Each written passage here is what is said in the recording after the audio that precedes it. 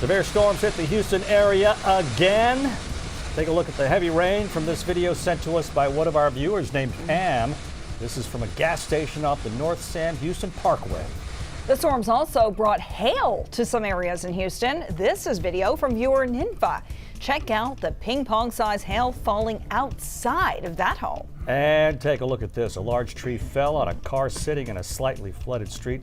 This is just north of Spring. We're told no one was inside, thank goodness. We have live team coverage with crews checking out the damage, and meteorologists Kim Castro and David Paul have the latest forecast. But now to the Magnolia area, where crews are looking for a person they believe was trapped under a house when it collapsed. Sherman Chow is there with the very latest now. Sherman. Yeah, we are here in Magnolia, and behind me, a neighborhood under construction. I'm going to step out of the way so you can see. It was just before 1 o'clock this afternoon when that storm blew through, destroying 2 homes and knocking a third one off kilter. Behind that red tarp, firefighters are working to reach a man, a construction worker who was trapped when all of that debris fell. It is unclear as to his condition. I want to introduce you now to Christian Hernandez. He is one of the construction workers who was here at the time. Christian, thank you for talking to us. Tell me what happened. It was like around 1 o'clock. It was working, and then we just see a darkness, and then wind. Like you said, it was like a little tornado. Like a little tornado, yeah. We just saw like a little tornado, and then I hear a lot of noises, like strong noises. And one of your co-workers ran across the street and got caught in the collapse? Yeah, he was working between the 2 houses. Why are you so sure that he is in there? Because we just called several times and he don't answer the phone, and then we just But you did not hear him, but what did you hear? I'm sorry? You said you didn't. He didn't answer the phone, but No. you heard his phone? Yeah, we hear his phone when you just call like 3 times. We just hear his phone ringing, and then he just saw like a little flashlight. So I think maybe he's in there. Okay, all righty. Thank you very much, Christian. We appreciate it. We'll talk to you some more a little bit later on, but right now I want to bring in Battalion Chief Adam Volgamot with the Magnolia Fire Department. First question, do you have any idea as to the condition of that worker who's trapped? Not right now. We're still currently trying to make our access to the victim. Okay. All right, and we're going to step out of the way just a hair so folks can see while you explain to us what is going on, because this is a lot trickier than it might appear to people in terms of this rescue operation and being careful with all the structures involved. Yes, ma'am, absolutely. What do you got going on here with the structural collapse team?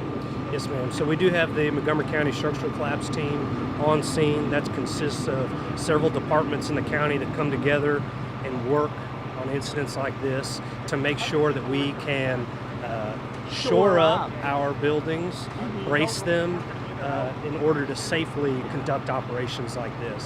And one of the things you're worried about is the structural integrity, not just of the damaged houses, but all the other ones. Absolutely, absolutely. That's another priority of ours. We want to make sure that we don't allow for a continued collapse scenario that would just add to more safety issues. Like a domino effect. And just last quick question, but this is a specialized team, so they bring their own equipment, and what are they actually doing to prevent that domino effect of collapses from occurring? Yes, ma'am. They've actually brought lumber, dimensional wood, and they build bracing to brace between the concrete slabs and the buildings that are leaning, that are partially collapsed.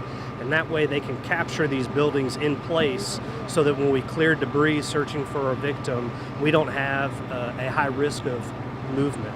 All righty, very much. Thank you very much, Chief Volgamot. We appreciate that. So this work continues behind us. They do have one construction worker back there, and as you heard Christian Hernandez tell us, they rang his phone, they could hear his phone ringing, they saw his flashlight go off, so they are hopeful that he'll be okay. That work goes on behind us. For now, we are live here in Magnolia. Sherman Chow, KHOU 11 News. Yeah, let's just all hope that that worker is okay and a delicate operation. Let's pray that none of those first responders get hurt in that operation. Yeah. Moving on now, flash flooding caught drivers off guard in southeast Houston. That's where emergency crews and wreckers responded after the storm rolled through. Jason Miles is live from Gulf Crest. Jason, what have you seen out there? Well, we're talking about flash flooding, guys. That means water is here 1 minute, gone in the next few minutes. The water has gone down dramatically here behind me at Reveille and Park Place this afternoon, but several cars got stalled out earlier. Take a look at video we shot just within the last hour and a half or so. As usual, drivers say they thought they could make it through the water. Something that's never, of course, recommended, since it's hard to know just how deep that water is or what may be in the water.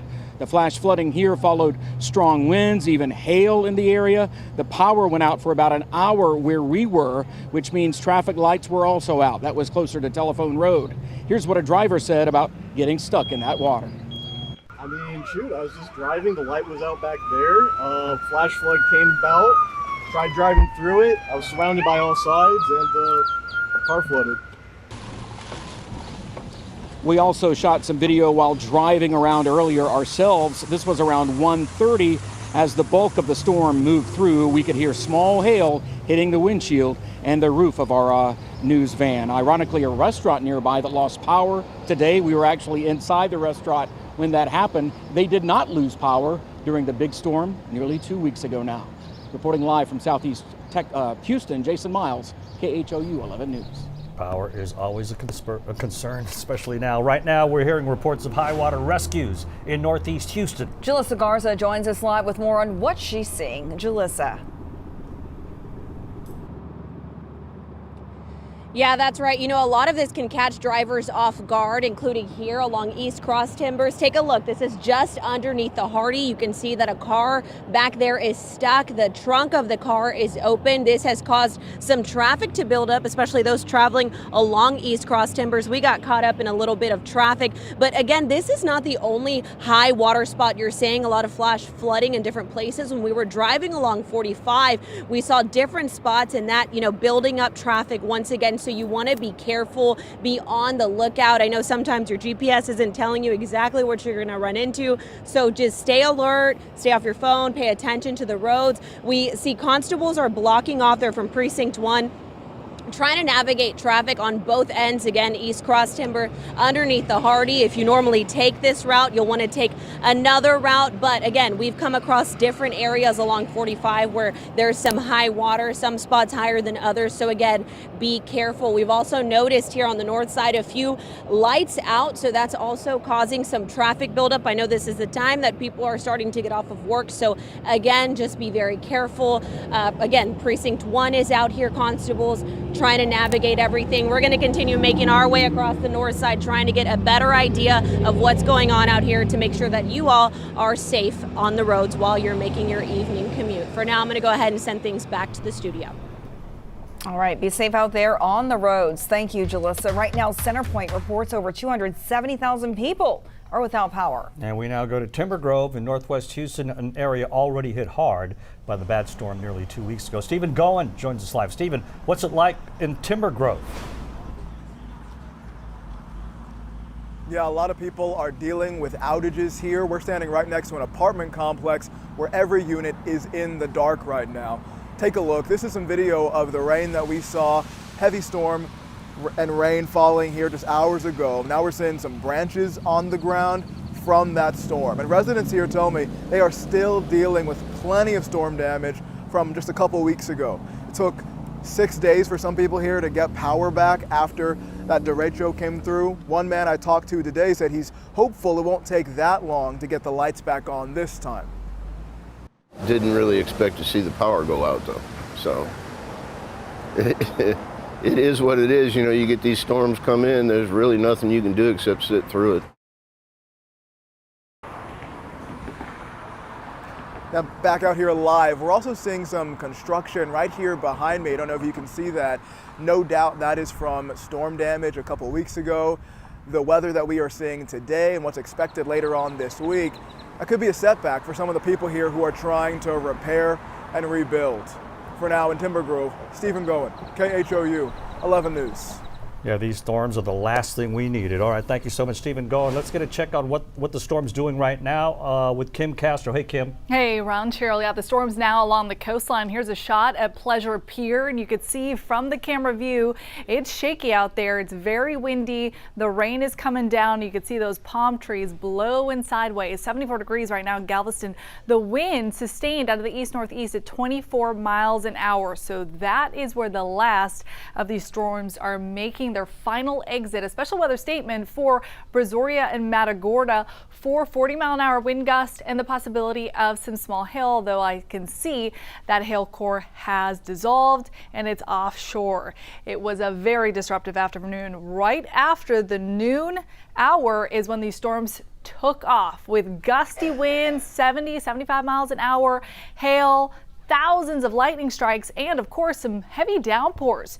2 inches all along the swath in Harris County that extended all the way into Galveston County. For that reason, we're under a flood advisory, Harris and Montgomery until 5 o'clock, and then down to the coastline at least through 5:45. But yes, the rain has wrapped up. Here's a shot at downtown, and boy, the change is nice when it comes to the temperature. Look at that, 70 degrees right now at Bush Intercontinental Airport, a 24-degree drop from yesterday. That's the rain-cooled air. I'll show you what's ahead as we head into this evening when I see you in a couple minutes. All right, nice change. Thank you, Kim. Be sure to download the free KHOU 11 app and turn on those notifications. We'll send you weather alerts as we get them. Well,